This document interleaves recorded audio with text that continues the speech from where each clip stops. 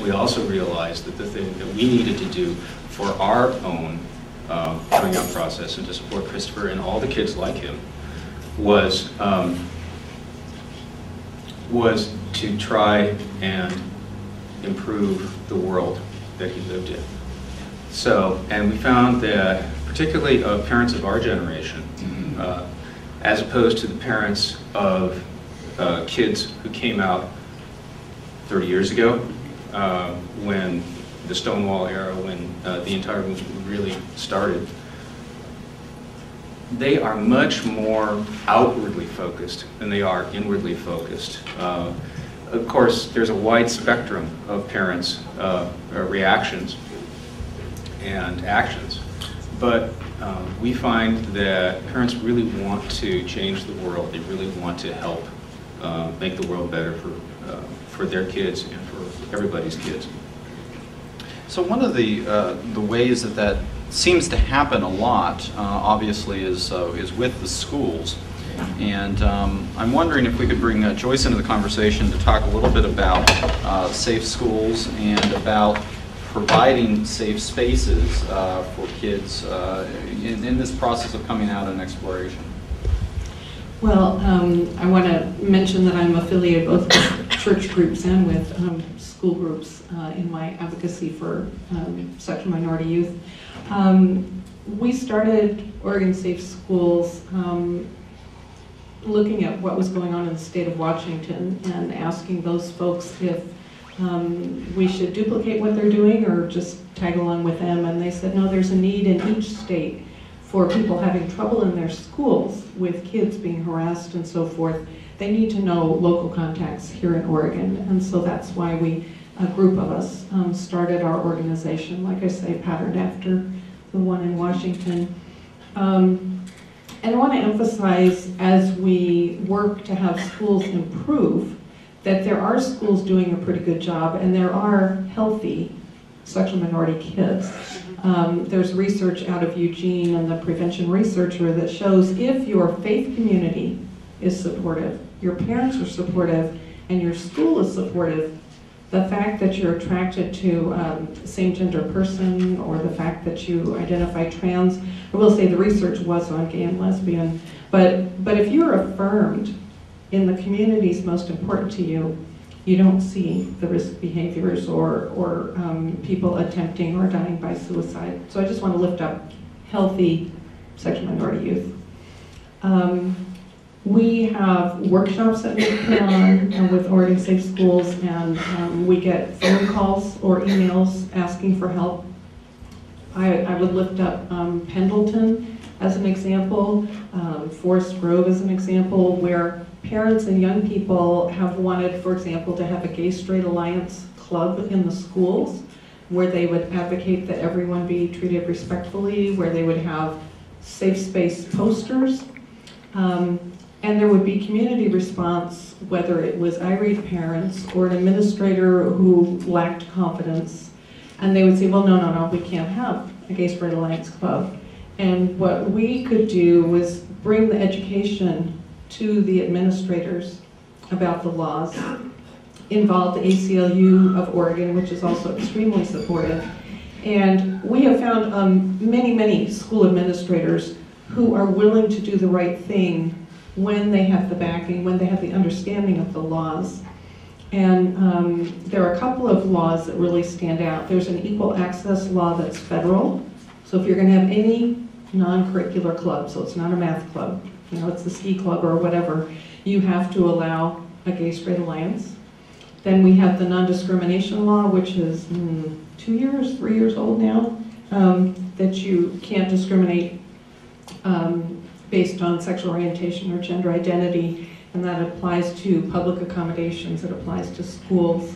And then a whole coalition of folks, not just our Safe Schools Coalition, but a lot of other folks with strong leadership by Basic Rights Oregon, passed the new anti-bullying law a year ago. And the old anti-bullying law said you shouldn't have bullying. But no real consequences. And so the new law is a wonderful tool for fair-minded administrators because it says, first off, it enumerates categories. So people that think you should interrupt racist remarks, but oh well, as far as sexual minority issues, it enumerates race, religion, and so forth, and includes sexual orientation and gender identity.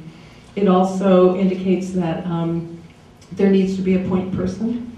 So you can't pass the buck. It would be great if every single staff member in the building stood up and did good things, but at the very least, the law says there will be an identifiable person and that this will be publicized so that students will know about this person, so that parents will know about this person.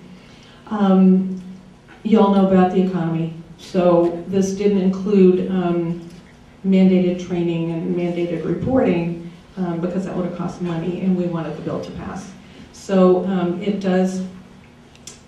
it's incumbent on us to check what's going on in the schools that we're connected to. And so to bring the law to bear where it's not being carried out. There is a consequence of losing funding. Things have to be in place at the end of this school year. I mean, it went into effect last summer, but as far as the consequence of losing funding, it would be at the end of the school year that they would be found not in compliance if they didn't have the policy in place and publicized. But it's an opportunity that Oregon Safe Schools, Basic Rights Oregon, ACLU can support you if you're finding things aren't right in your building and you need support. Jessica, I actually wanted to jump over to you and then come back to Kevin. Let me turn that down a little bit because it sounds too loud. So Basic Rights Oregon has been very, kind of out in the front of this issue in terms of anti-bullying and actually bringing together groups of people to support this process. Can you talk a little bit about the work that you do as a youth organizer and specifically how you view that as helping to really move a lot of these initiatives forward? Sure, and I'm just going to apologize first and foremost that I think like many other people in this room, I'm fighting a cold right now, so if I cough quite a bit, that is why. So like Joyce mentioned, the organization did come together with many other organizations and groups and interested folks in 2009 during the legislative session to really put some teeth into the anti-bullying law in this state. And that work really came from our youth organizing program, which really launched in 2006. We were doing a lot of work both on college campuses and on K-12, mostly high school campuses as well, talking to students and youth to see what the barriers to accessing a full and complete education were for LGBT, or lesbian, gay, bisexual, and transgender youth in the state were. And clearly bullying, harassment, discrimination were all huge priority issues that youth were dealing with in the schools. And so we wanted to see if there was some way, as an organization like Basic Rights, who really specializes in doing policy advocacy work and changing policy to better the lives of LGBT people in our state, what we could do, and working really closely with Safe Schools and with other student and education associations who are really great allies with us in this work. We really looked at the issue as an issue of bullying and harassment, just towards any student is wrong and should be worked on at a preventative level, but also that there should be real consequences if that happens in a school continuously. So we recognize that anyone who is LGBT or perceived as LGBT or sort of expressing themselves out of what we're really used to seeing as male and female in schools are really high targets of bullying and harassment in schools. And we also know that's not the only reason.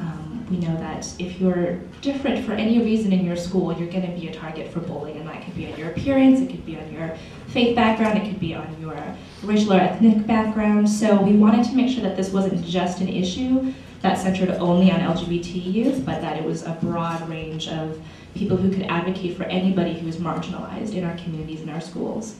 And so we were really lucky to be able to work with many faith groups, many racial justice, immigrant rights groups, really across the field to push this legislation through so that it was a multi-issue and multi-constituent issue that we were really making a priority at the state level.